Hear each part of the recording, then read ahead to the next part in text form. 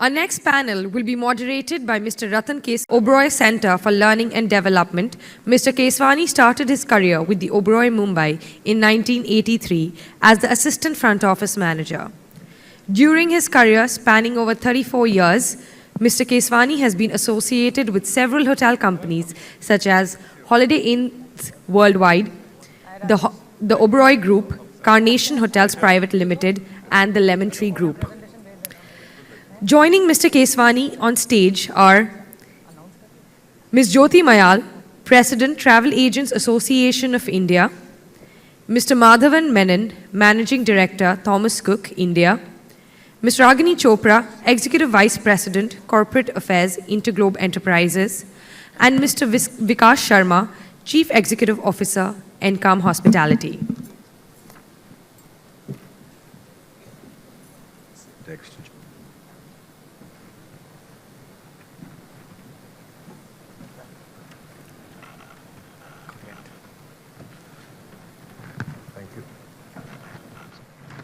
Sorry, Rattan.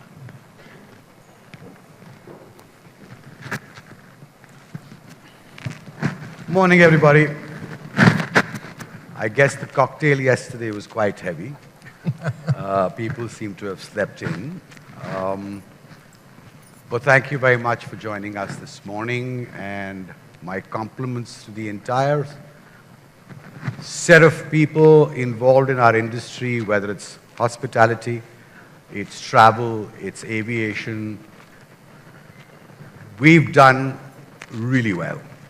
Your teams have done very well. Your families have supported you through probably the most difficult time generations will ever see. Having said that, in India we've had a difficult time also because in comparable terms, a lot of you heard about it yesterday, we didn't get the different kinds of support that the governments gave different industries in different sets of ways, which helped them tide over, as you heard yesterday. We got a bit, need a lot of doing.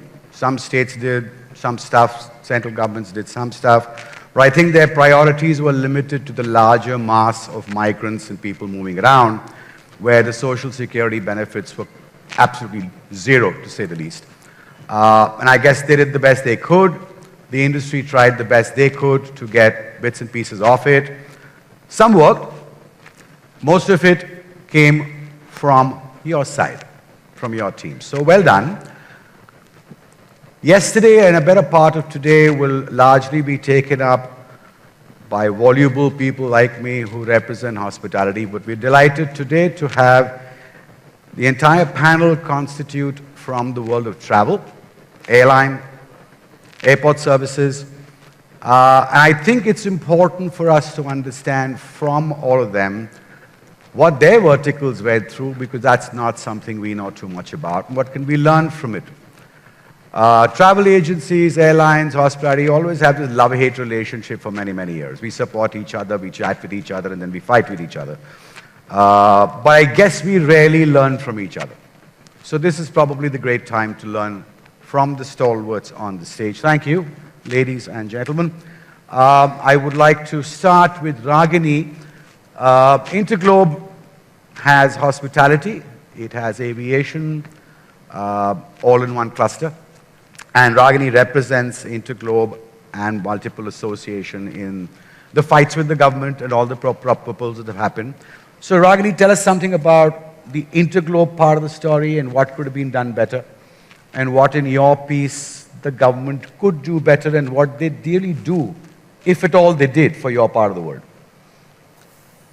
Thank you, Rattan. I'd like to speak really on behalf of the industry more than in the Interglobe. So let me just say one thing right off the bat.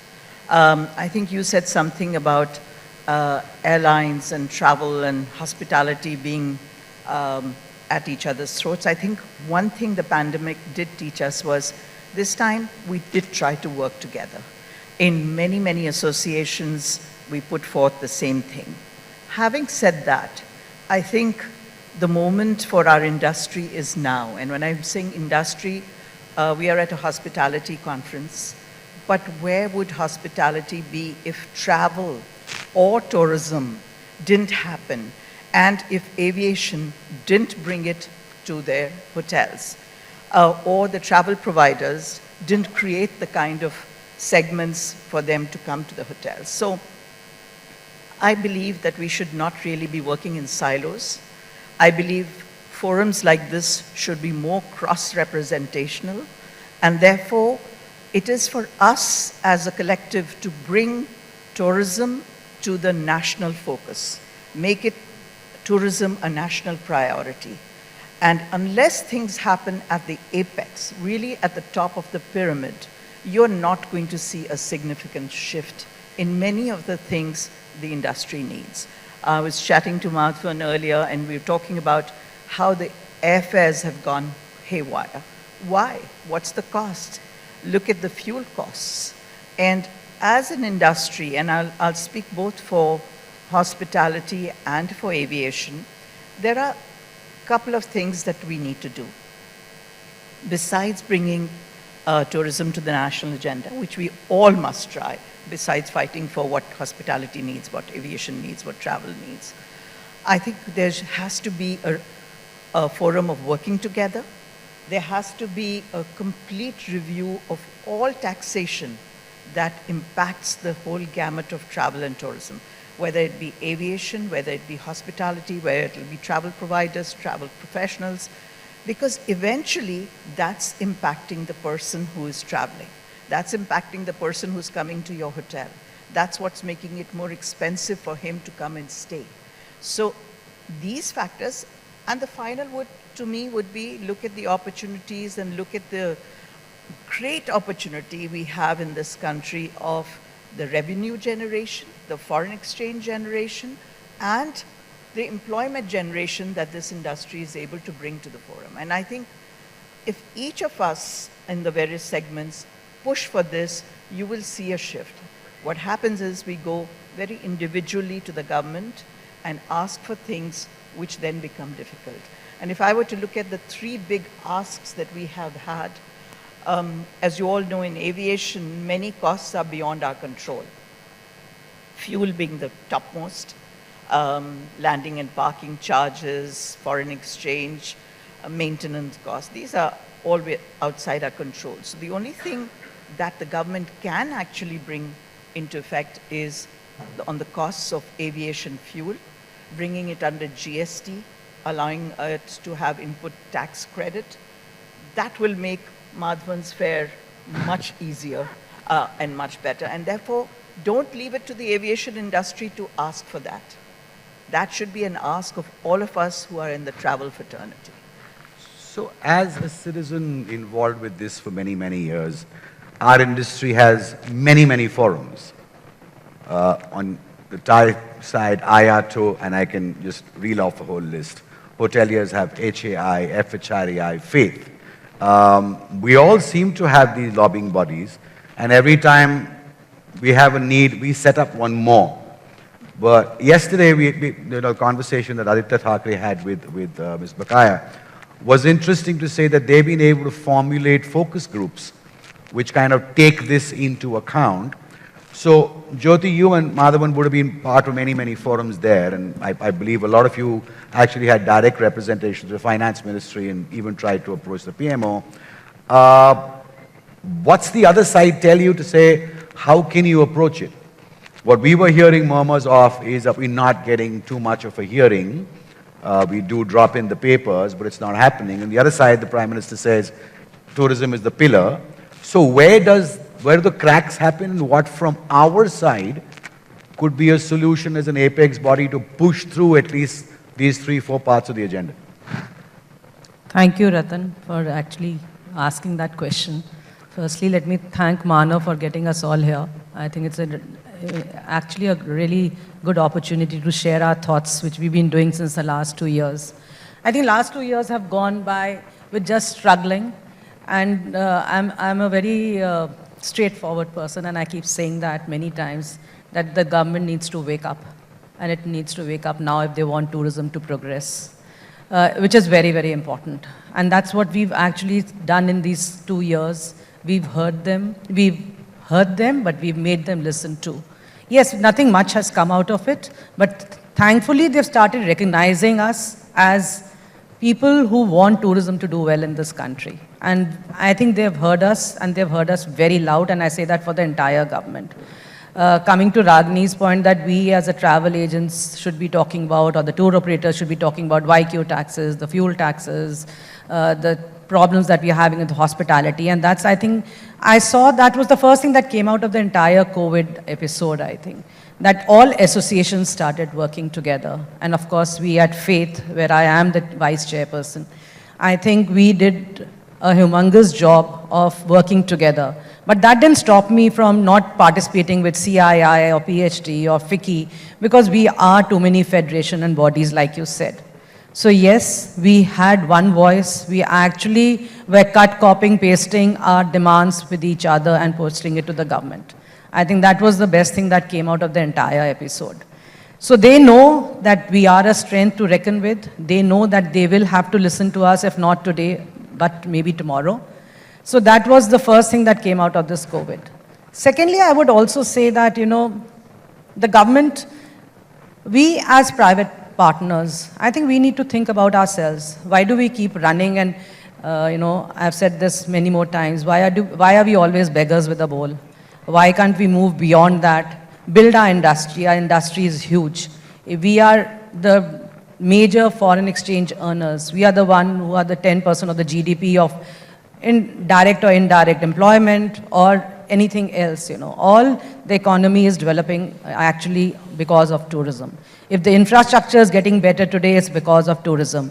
And this is like the chicken and the egg story. If, we keep saying the infrastructure is not good, but we need infrastructure. So I think there are a lot of things that need to be delved into when we are moving forward, and we need to keep investing in that, keep pushing the government, and we need clear policies. We need clarity in working. That is what we need the government for. Rest, I think they should leave us to ourselves, and we can fend for ourselves too. Because I think that would be our strength to say that we want industry status, we want infrastructure status, and that is how we need to move forward. And that would actually make us take a lot of decisions. But like you said, what else did come out of the entire COVID environment? I think one thing that we all learned was that technology is here to stay.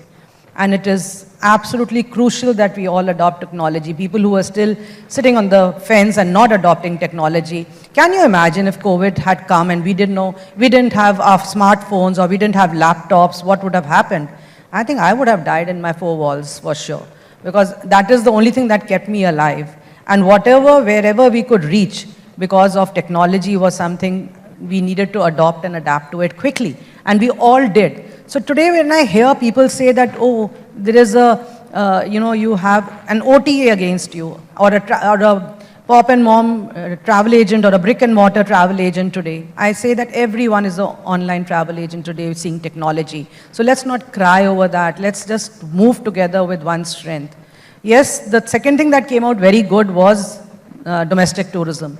We are very used to compartmentalizing our entire business. Someone does inbound, someone does outbound, leisure, MICE, and so on and so forth. I think this taught us that we need to look into our own homes, our own environment, and develop domestic tourism. And this will always stay for years and years to come. Domestic tourism is not going anywhere. And that's a good thing the government did when they started with Dekho Apna Desh, and I heard Rajesh also say the same. Dekho Apna Desh was a beautiful initiative by Ministry of Tourism to take things forward.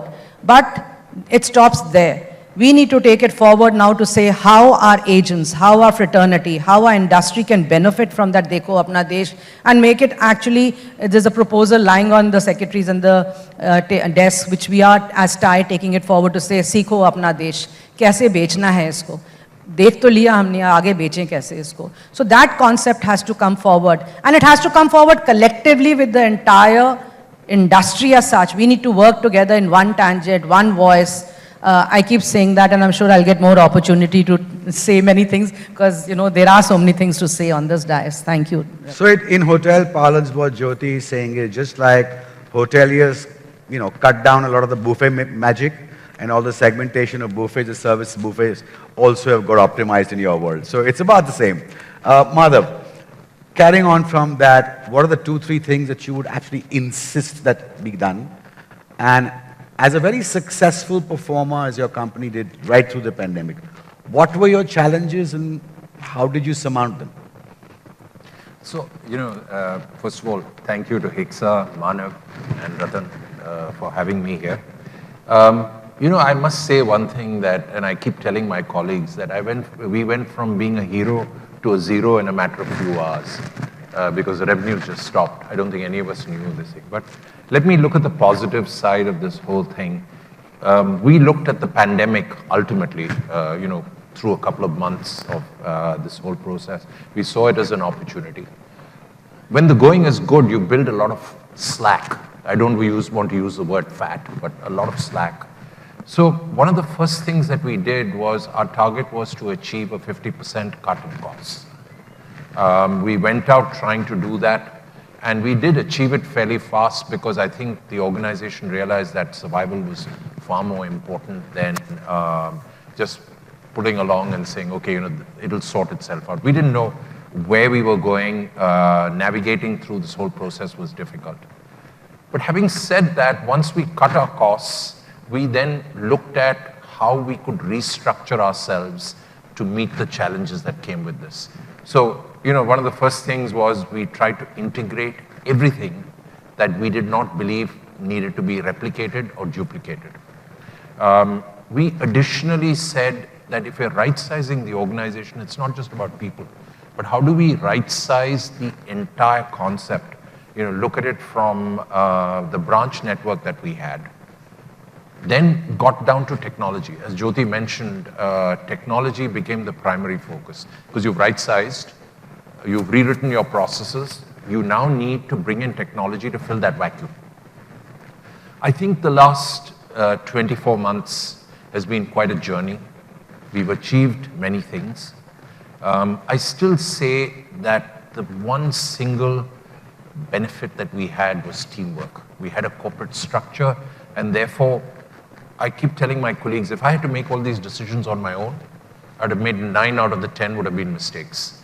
Whereas in a teamwork environment, we most probably made 7 right calls and 3 wrong calls, which is fine from that point of view. So, I think COVID is a disruption, but disruption always throws up opportunities. And some of the opportunities, as Jyoti mentioned, is domestic tourism. We are all witnessing numbers that were higher than what we saw pre-COVID. And that too, despite the fact that there aren't many places in India where tourists travel to as yet. The list is Kashmir, it's Rajasthan, it's a few, Goa.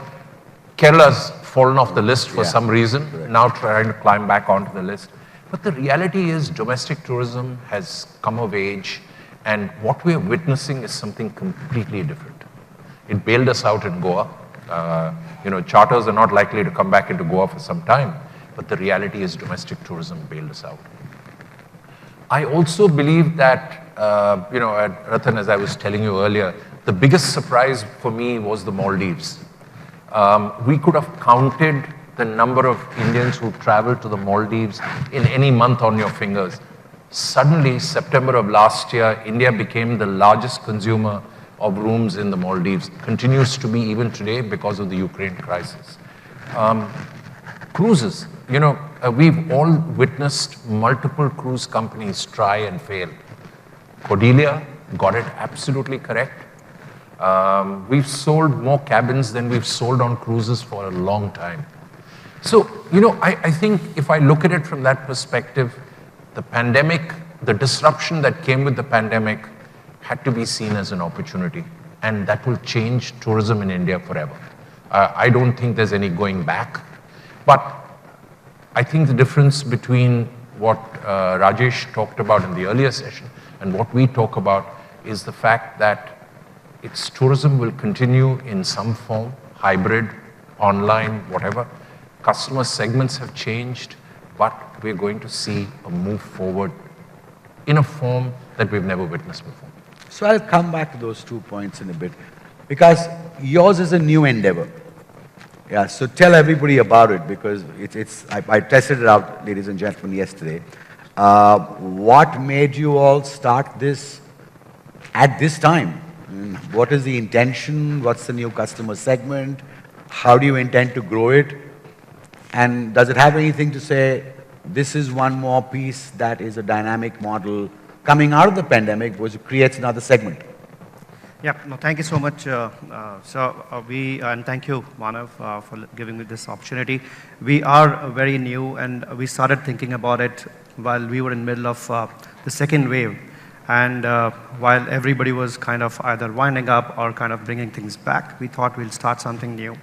And this all started with saying that, one basic thing which each individual needs is not going into lines. And we thought whether it was lounges, whether it was in the airport, security, or so on and so forth. And we thought, how can we enable people to really walk through and breeze through these roadblocks at the airport?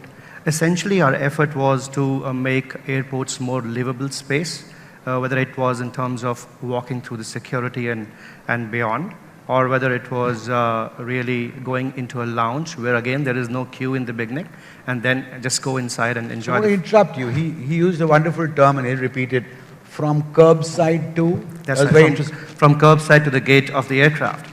We have, I was a hotelier, so we ensured that people were taken care of from the curbside of the airport till the hotel and the experience in the hotel. And of course, airlines take care of every guest in the sky, but there's no one to take care in between from the curbside of the driveway to the aircraft. And that's what our endeavor was, and we wanted to create, like I mentioned, a livable space out of airport. So we are getting into spa at the airport, giving an experience. Being from hotels, a spa which you would enjoy in hotels, you can actually enjoy at the airport while you are waiting for your flight, or if you have come early or you're transiting, that would help you. Lounges would give you an experience which are more of a hotel restaurant than a typical waiting lounge in any of the airport. We are coming up with a unified lounge at Delhi International Airport. It's a huge, massive 650-seater for all business class travelers, wherein they can come, have a spa. We will have a couple of rooms there. If they want to really rest, can do that. We have a yoga center. We're getting a virtual golf being established there. So you can actually use that time while you're transiting and traveling at the airport. And really, like everyone was mentioning about experience, and that's what we want to create. That while you are traveling, it's not only about the destination, it's also about the journey, and we want to make that. So Vikas has offered all participants who are in the room, because others don't deserve it, that he'll give you the complimentary service the next time you're transiting. Anytime you're in Delhi. All right. So a speaker yesterday talked about the learnings from what we've all gone through, and there was something that grabbed my attention, which was grit. But he's pushed a lot on resilience and servanthood. I don't know how many people were in the room. And I come back from what all of us went through in cost optimization, or whatever you want to call it in good words. What do you all believe, particularly you, Madhav, Jyoti, because you run your own establishments as well yourselves. Do you think the entire team, right from the lowest cogs in the wheel to above, felt the cultural change without being negatively impacted? Or did you manage something to do for them that one made them come back if you had stepped them out for a little while? Or made them more confident about the company culture?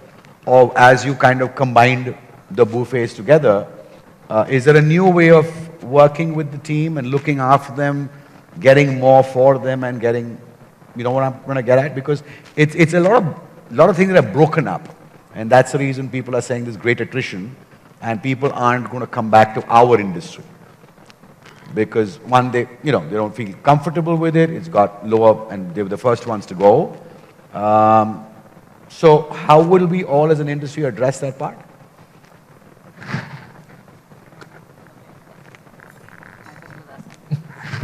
He offered to answer it in the question, so I raised it with him. Okay. I'll say attrition has been a part of the journey of COVID, yes. We lost, I think, more than 50% of people being employed in this industry. And that was a huge number when it came to it. Yes, has to be a change because the demographic of a traveler and the tourist destination has changed. So the people and the staff needs to look into it very, very consciously to say how to move forward. Yes, they are not going to come back. Lots of them are not going to come back because most of them have got into some business of the other, and that's what we call resilience is all about. And that's what we call the strength is. We've hearing a lot of cloud kitchens come in. We've heard a lot of staff moving over to wherever they can supply the medical equipment or pharmacy or whatever industry they've gone into. And I think they have become entrepreneurs by themselves, and they may not be very happy to come back to a 9-to-5 job, and they are used to working from home now. So there are a lot of changes that have happened in the culture of employment. But there's also one thing that, they need to learn. So if they do not learn and if they do not get into a continuous process of learning, they will not be playing a very important part in our lives too. So they have to learn, they have to skill, they have to multi-skill, and we've seen that, you know it the best that I am the chairperson of THSC, and where you've been such a huge leader in that same aspect. So we've seen that the entire quality, the entire standard of learnings has changed. So we need to actually standardize the content, we need to standardize new opportunities for them. So in the entire quality packs which were there existing, the 140 quality packs the government had endorsed are actually redundant today. So there has to be a lot of changes in the entire skilling, multi-skilling, upskilling, call it any type of skilling and scaling. I think it has to exist because that's the only way they will survive. And that's the only way this industry will move forward because it's evolved a lot. And I read somewhere that every 5 years now, you'll see this drastic change happening. The staff which is trained today will actually be redundant if he doesn't keep up to the pace of change after 5 years. And there'll be a new generation which will be there looking at things differently. Soft skills are going to play a very, very important role, and I've said that many times again, that soft skills are going to be playing a very important role. Your health management, your balance of mind, all these things are going to be playing a very important role going forward because working from home is also going to stay for quite some time, till the time, now that people have got very used to it. So there are a lot of aspects that will need to go into skilling, and there'll be a lot of aspects from the employees' side to adopt quickly if they want to stay in this industry for sure. So, Rattan, let me take it from another perspective of the customer journey. I think in the travel industry, we've been spent many, many years trying to tell the customer how they should holiday or how they should travel. I think the dramatic change that has taken place during the pandemic is that the customer has got used to going onto Amazon, buying something, if they don't like it, returning it, and being able to choose.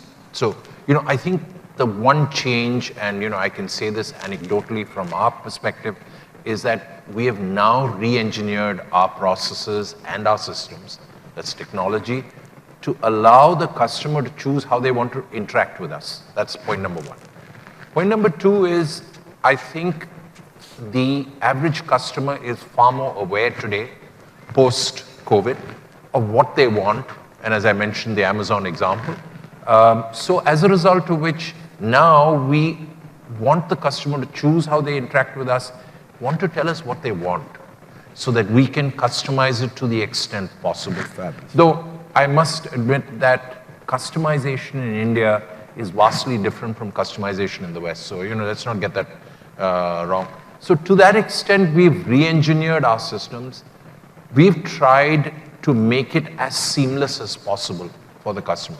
Now, why I've come from this direction is from an employee perspective, the challenge always was that the customer was looking at something and the employee was looking at something completely different. So what we've re-engineered our systems is that the customer and the employee look at the same thing. Now, our culture says that, this is not about a transaction, but this is about building a relationship. And therefore, the effort is to try and give the customer exactly what he or she wants, while advising them as to what they can get.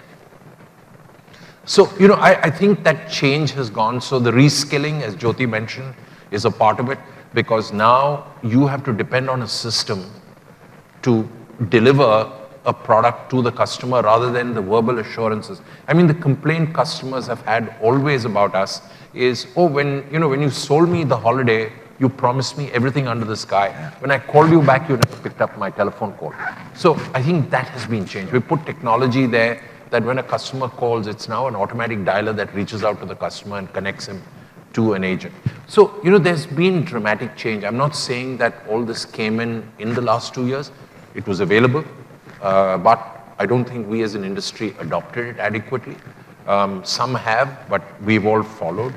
I also believe that as we go forward, you're going to see a lot more technology, especially machine learning, coming into this game. I mean, just to give you an idea, right now, what we do is we've got a bot that sits on top of every single phone call and picks up questions that are not necessarily something that we've heard before, so that we can adapt our script that the salespeople give out there. Invoicing has been the bane of this industry. You get your invoices wrong, especially on the corporate side. Yeah. We've now sorted that out with technology. So I think that helps them delay payments very easily. Yeah. No, but I actually believe that if you look at the GDS partners, everybody has got onto the ball now and they're trying to make life easier. I'm not talking about just Thomas Cook, but an average travel agent has today got a lot more access to technology than they ever did. I mean, Jyoti was absolutely right on that. And it's going to increase. So actually, this next question is for each of you to answer in the same form. We all talk about the COVID learning wars. There's a huge Indian market. Yesterday, Nakul talked about the fact that there's an acceptance of much higher and the right rates in the market, and therefore the people move there. We're all convinced that for the next couple of years, the inbound won't be so high. Anyway, our inbound numbers were abysmal, to say the least. But how are you all so sure that the moment borders open up and this panic goes away, that the same customer who either we force him to pay better rates, or he or she is willing to pay better rates, they were only the experiences available in India, but then just a natural penchant to travel abroad. Why would this, these millions of people who are right now captured, they're caged here, they were the larger number going out. Why would they not go out and we'll be back to square one? What gives you all the confidence that there will be a growing number, and even if this starts to, the waterfall starts to grow out, that the growth and that rate and the protection of the, the profit realization will be as you foresee it to be very positive? Everybody very positive yesterday. Yeah, so each of you can go for it. So let me try and take that from an aviation perspective, because we've seen markets which were never there before. The smaller cities, the smaller towns, huge domestic markets coming from there. That latent demand is going to continue. And irrespective of the fact that your traveler is going to nearby destinations, we see a lot of short and medium haul travel coming back to India. I think the vast Indian diaspora that is there, you will see them coming back more frequently because of the new segments created. We all talked about this manthan of domestic tourism happening and new segments coming in. So whether it is staycations or vacations or workations or whether celebrations or whether it is weddings. And besides weddings, I mean, I think people just need an excuse to travel now. And so we believe that the short and medium haul, and precisely for some of the reasons, fuel costs being high, European, the geopolitical system not being so conducive at the moment, you have an opportunity or because of fuel high costs, I think you will see the short and medium haul around India destinations starting to produce far more than they have done. More frequent travel, more regular travel, looking at nearby destinations. It's also a sense of comfort. I'm not going that far away. I can come back within 3 hours or 4 hours, etc. I think that's going to be happening. And before I move from, so therefore the foreign exchange and the aspect of opening up, I'm glad that we've opened up and it will continue to open up further. We believe that also from an aviation standpoint, code shares, which is a form of partnership amongst airlines must be practiced both for domestic and international, so that there is the whole ecosystem of travel grows. And again, this is not just an aviation demand, it should be an industry demand. Sure. I'll just stick to one thing which Rattan, you asked in the beginning, and I know we are all very happy with this big tourism market that has come from the domestic market, which has brought new segments and things. But I believe very strongly that I think the government still has a very strong role to play in this country.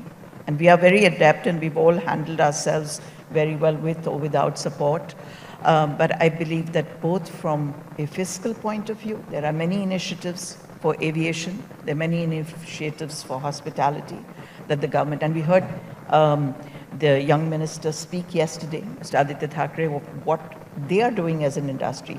Maharashtra was the first one to announce it as an industry. I believe some states are taking that lead on. I think that needs to continue.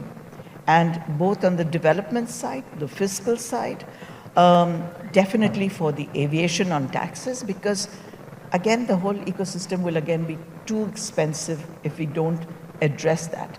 And that's where, Jyoti, I believe that no matter what we've done, we have to continue to hammer at the government on this. Yeah. Thank you. Without really talking about statistics and, and I'm just going from the gut feel, and not talking about statistics at present. The experiences which we have been seeing over the period on Instagram, on Facebook, or anywhere else, and that has really given people hope. And I strongly believe that experiences are contagious and infectious. One person sees that, the other person follows down. Right. And I think beyond really technicalities of costs and airlines coming in, that all of us are working towards, and thanks for all the associations working towards that. But what's really working in our favor is the overall sentiment. And like Vipul shared some time back, Zindagi na milegi dobara, that kind of sentiment is where people really want to go out and travel more. And I think that would really help the whole travel to come up. So Jyoti, would you and Madhavan also be that the suction won't happen and we won't be back to square one with all these Indians flying for holidays, having weddings in Thailand and Maldives and whichever islands in Italy? So I believe that tourism is here to stay forever. Tourism, you just can't deprive anyone to travel, because what tourism is really about is experiences. It's like living life. I don't know how can we live a life without any experience in it. I think would be much better than dead. So as dead person, so I think that is what I believe, that tourism is not going anywhere and it's going to keep increasing and increasing. Yes, there are some people who may fall back on the old ways of traveling, but I think what we've learned in COVID was another thing that came out very strong, that we value life, we value our people close to us. Life became very important to us. So I think that is the first pent-up demand that's going to be seen, that people coming back, like Ragini said, they'll keep coming back, and we'll keep seeing a lot of travelers coming into their own country. But I have been advocating for regional tourism. As a matter of fact, we were supposed to be going as TAAI as a convention in Colombo, which we had to reschedule. But we are pushing regional tourism because one would always feel safer traveling closer to your country, like Ragini said also, that, something happens, I'm back home. That will always be a big puller for regional tourism. And on that, the government comes in again. So like when I said we don't need the government, I didn't mean I didn't need the government for policies. We want them for policies, but we want the implementation of policies. We don't want just documents. We don't want fiscal always from them, but we want good marketing from them. We need social media from them. We need things that actually educate the customer and the consumer, which is very difficult to do after COVID, telling them about protocols, telling them what airport is open, where do you need a RT-PCR test, what are the new hygiene conditions in the state. All that needs to be done by the government, because they have to do that for us. So we need to build on regional tourism. We need to build on one tourism policy, one tax systems. So these are the things that we need to implement and see that tourism moves forward. And that is what we need to push them on and see that tourism stays for a longer time. And life is all about experiences. And I always say that now we are creating a document of called Vision 2047. We should have milestone-driven, national tourism policies. We should have that 2047 vision also needs to be milestone-driven, because I don't know what's going to happen in 2047. So there has to be ways. It's just not documents, because I always believe, vision, if not implemented, is just an hallucination. So we don't want to live in hallucinations. We need to actually make them the priority of our country, priority of our own industry, to say how we can collectively survive together, collectively move forward. And yes, you said it so right. We are a resilient industry for sure. And we've seen that in these 2 years. I know hospitality has been suffering, travel agents have been suffering, but they've come out of it. And even at that time, I saw a lot of companies, a lot of aviation companies who never actually asked anyone to leave. So I think we all need to just build it up together to say that tourism stays and stays for good, and develop new products. We need to do SWOT analysis for sure, because that is something we need to get into, because data analysis and SWOT analysis is something we really need to develop on, which we don't do as a country. I think those are the things we need to look into more to see that tourism grows and it stays there for the betterment. Madhav? So, Rattan, I think the sheer universe of customers has just expanded. Whether you look at it from the hospitality industry, or you look at it the travel industry, or the airline industry, that universe has just expanded.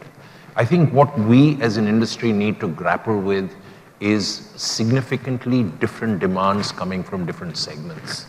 In the traditional, the legacy travel industry, we always believed our customers were 40 to 50, 2 children, parents, etc., etc. Today, we're seeing a completely different perspective. Correct. They're there, but we're also seeing the 25 to 35, 35 to 45. All these segments have suddenly appeared.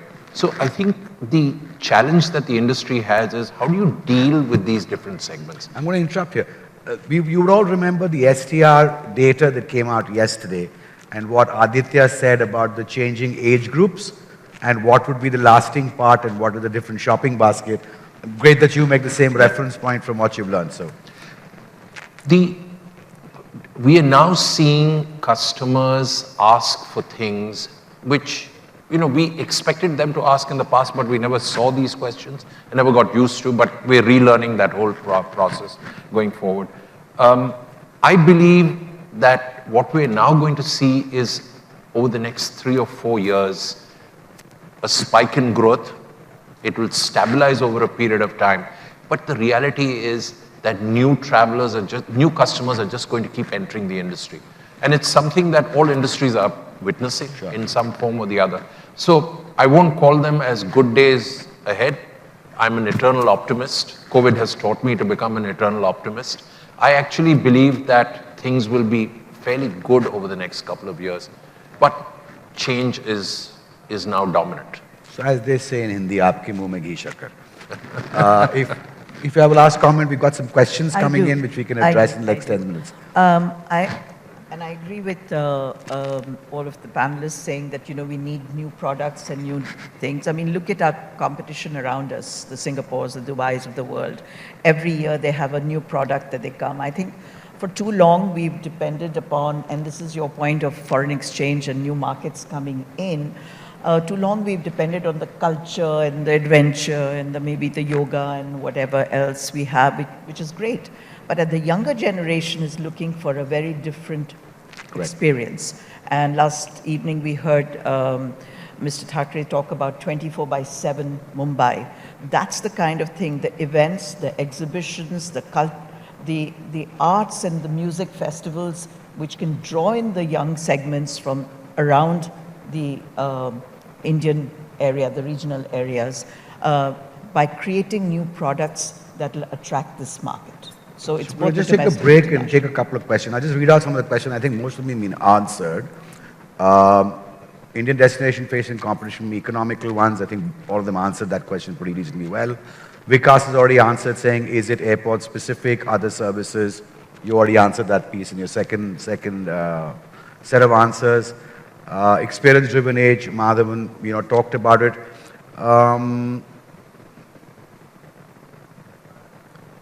Sorry, the questions are disappearing. Are alternative accommodation seekers relying on DMCs and does this segment of travelers have the scope to generate bulk or wholesale business? Madhav, you want to take Can this? I? Yeah. So, as we talk, one of our group companies, Sita, has got 62 Peruvians on the ground in northern India. Why Peru? Why India? I don't know, but don't ask. I don't have the answer for that question, but they're here. We are beginning to see a trickle of inbound business beginning to come in. I still believe that be it outbound or inbound, you're going to see a combination of various groups. You will have individual travelers, you're going to have small groups, you're going to have big groups. This is going to continue. I don't think that changes, especially in the inbound business. Please understand that India is still a complicated place to travel in. Correct. From a tourist point of view. So they find safety in groups. A lot of Indian travelers who are traveling for the first time travel in groups not because of anything else, but they find safety in numbers. They want the Indian food. They want to be around people who understand the language that they speak. So, I don't think the sort of structure of customers is going to change, except the numbers are going to change dramatically.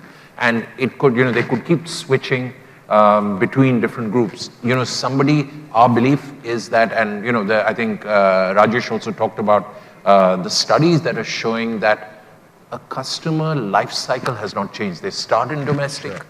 They want to then travel short haul, and then they tend to come to long haul. Has input costs changed the appetite at the moment? We are 25 to 30% higher in terms of input costs, be it airfare, be it hotel rates. The reality is we haven't seen any drop in. So the daily argument I have internally is, how do we protect our margins? Everybody else is protecting their margins, so how do we protect our margins? So I think some structural changes are here, and they're here to stay. So I'll quickly address two of the questions. What, in your opinion, the scope of wellness? I think this has been answered in multiple forums by the government and by both sides of the providers. I think there's a great future. The only reason why it kind of petered off and had a mixed reaction was because of contact rules and quarantine rules. But it is one of the most focused segments that is there. We were on a forum recently which talked about Northeast. It is showing great development. Yeah. And all travel agents, hospitality providers, new developers are saying that's the new age destination that will evolve. We won't answer a question on hotels. I think that'd be unfair on our panelists. Would any one of you take the last question, which is, what are the three things which each one of you would like to do differently going forward? Something specific which everybody could learn from, or it's a completely radical change from the past. Let me take this, and we were Sure. fortunate that we started our business while we learned from all the things which happened in past. And the one thing which we have learned and we have implemented in our company is about multi-skilling. So we are hiring workforce which can work at various places and can, whenever one place gets busy, people from other department comes and helps them out. So that's working really well. That's one of the learnings we had with the pandemic and have really been able to implement in our company. The second thing which we have learned was people is the biggest strength we have, and we have really put in measures. Our company pillars are based upon people welfare, whether it's about guests or about our own people.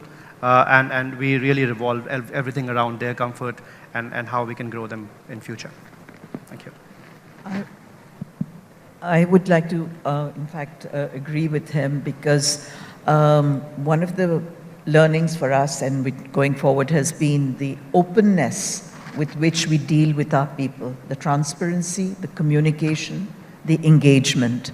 That has gone so high that in the hospitality division of ours, we have a high 97% score of engagement.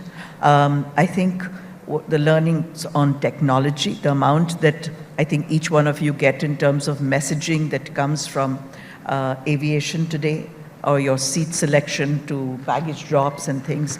I think those are things that are just going to go hugely forward. The micro segmentation that we are being able to do with travelers for their needs, for their packaging, for the kind of things that they need is another huge learning that has come out of this, which will, I think, just advance into the future. So Himmat, to answer your question, you want to raise, where is Himmat? I think you need to raise that with Manav. I agree with you, maybe homestays and Airbnb should be part of the forum.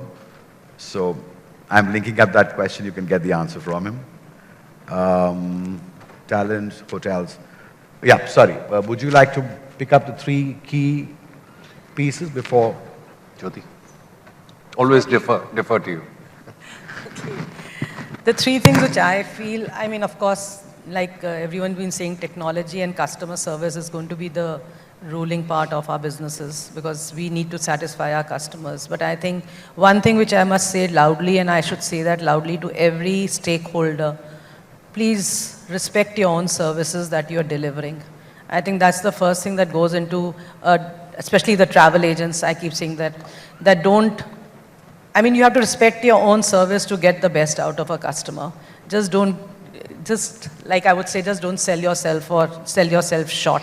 And that's the competition I see. I saw a question here saying, is there a market for everyone? There's a market for everyone. You need to create your USPs. You need to create your own strengths. You need to say how to move forward. But if you're going to sell yourself short, who's going to respect you for it? Have you ever seen a service provider of anyone who's selling himself short? I think travel agents are the only one who do that. And I think we need to rise above that, and we've learned that in COVID. And we've seen that happening, and we've seen that change. I know how the travel agents really suffered, because though I have Ragini here, but, I would not pointing on the airline, but we've gone through refunds, which were a huge issue. We didn't get money from our stakeholders. The monies of the agents were blocked. So can we stop giving credit in the market? Can we start doing on cash and carry basis? It used to be there at one time. Can we start working on saying we work on minimum margins going forward? We need to build a healthier environment for ourselves. Then who is to be blamed? If we can't do it, then why are we blaming anyone else that they can't doing it for us? So these are some things which go a long way for me to structure this. And I would also say that, I say this again and again, that we as an industry need to have a website of the industry. With the government, without the government, it doesn't make a difference. You need to have one website, one logo, one person actually taking care of all associations of this country and saying, hey, we are here, this is what we deliver. And that's what we've been telling the government, please standardize our industry. It's an industry which is not standardized at all. We are not talking about license, Raj. We are talking about standardization. We are talking about you telling us that there are particular things that you need to be registered on their website, how to move forward with those things. I think those are all the learnings that we need to learn, because I think we've struggled with a lot of data not being there. We've struggled with not getting respite from the government because they knew that they could get out of it by quoting and unquoting, that we ourselves don't know how many agents exist in this country. So all those things we've been hearing since the last 2 years, which is absolutely, I don't believe that, I really don't, and that's another discussion actually. But even if that has to be done, let's structure ourselves, let's move forward to structure ourselves that we have a very beautiful environment of tourism going further. Thank you. I think Jyoti said it all. I don't really need to add to that aspect. I only have one area of concern is that I think with automation, the amount of access you have to data, and especially personal data, is far bigger than we've ever witnessed. All of us know that the government is on the cusp of issuing new guidelines or new law on data privacy. Now, many of us have been exposed to GDPR coming out of Europe, and therefore we believe that we've addressed the issue. I don't think we have addressed the issue. Now, in this environment where you've got tons of data that you're storing, and then you don't have government regulations that are clear as yet, how do you deal with it? So, my only caution to the industry as a whole is you need to be extremely careful about how you deal with this subject, because we have different standards across different companies. We have different standards across different industries. And if we don't address this in some form, I can tell you, like we hit every budget, we suddenly wake up to a change in regulation which we're not prepared to. I suspect that we're going to hit that also. So that's the only point I want to make. And I think as a little bit of a piece from my side, we've all learned optimization, we've all looked at digitization or digitalization, we've looked at where we went wrong. But I think as an industry and industry citizens, we tend to be wasteful. And my only advice is, because you've done all this AI work and everything else, it gives you the right flags at the right time. Let not the wasteful practices come in. We will then be able to tide over many more other things that can go wrong. But otherwise, the buffets are going to be back, and this selling each other short is going to be going back. Then we won't have learned, despite having gone through the trauma. But thank you, ladies and gentlemen, for being with us. Thank you for being a patient audience. I hope we've answered your questions, and wish you all a wonderful, happy, and wealthy fiscal year ahead. Thank you very much for your time. Thank you.